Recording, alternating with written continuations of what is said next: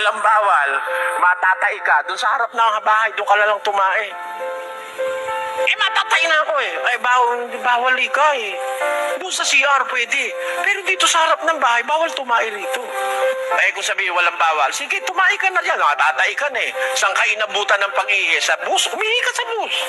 O, di ba? O, di, walang bawal ang gusto mo eh. Ang Katoliko ganun eh. Gusto walang bawal.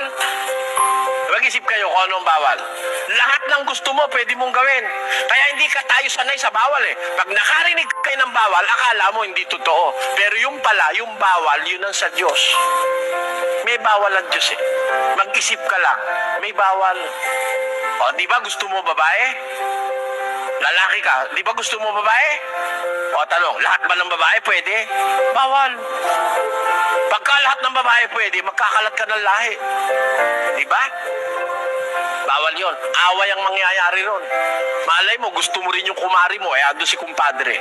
Aba, away kayo, tatagain ka ni kumpadre, tarantado ka, asawa ko yan ah. O, tamo? Kaya may bawal eh, yung iba ayaw. Ganun ang Biblia kasi eh, may bawal. Pag-aaralan natin yung bawal. Pag-aaralan din natin yung hindi bawal.